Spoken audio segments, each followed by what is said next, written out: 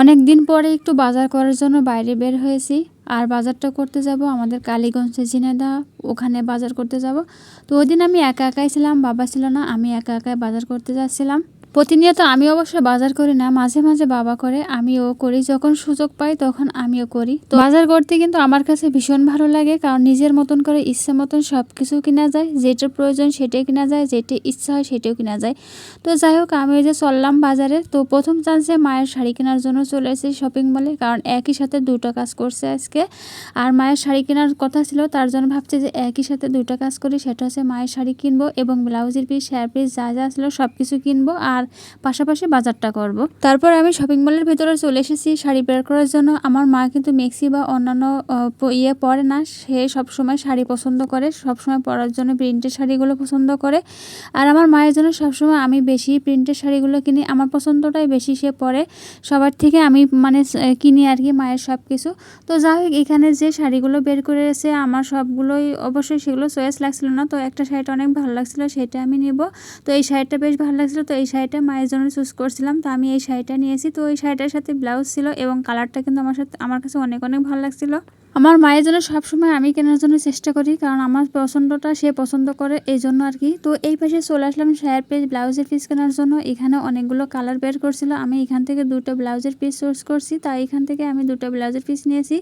তারপর ওখানে কেনা হয়ে গেলে আমি সবজির বাজারে চলে এসেছি, কারণ আমি একা একা ছিলাম, কেউ ছিল না তো ওখানে। তার জন্য আমার অনেকটা কষ্ট হয়ে যাচ্ছিলো, কারণ ভিডিও করবো না, এখানে সবজি কিনবো না, ওখানে শপিং করবো, এই মিলে একটা অন্যরকম একটা ভেজিকিষ্ট অবস্থা হয়ে গেছিলো। তারপরেও তো ভিডিও করতেই হবে, এই জন্য।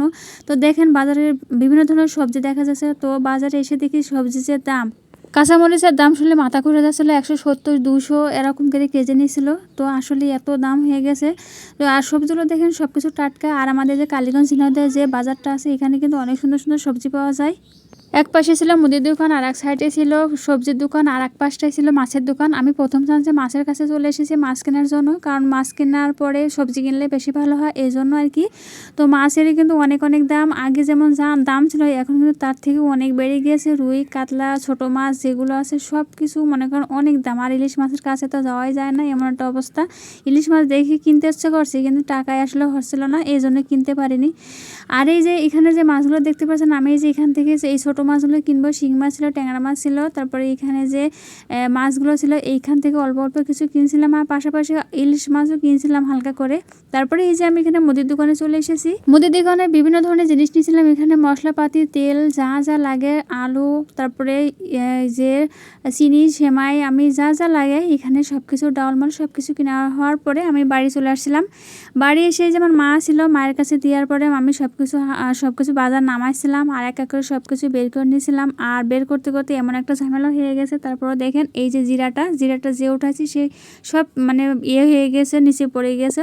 তো যাই হোক, আজকের বাজারটা কেমন হয়েছে, আমি কিন্তু বাজার করি মাঝে মাঝে, আমার খুব ভালো লাগে বাজার করতে, নিজের ইচ্ছে মতন সব কিছু কেনা যায়। তো আজকের ভিডিওটা কেমন হয়েছে সবাই একটু জানাবেন। আর আজকের মতন বিদায়, সবাই ভালো থাকবেন, আল্লাহ হাফেজ।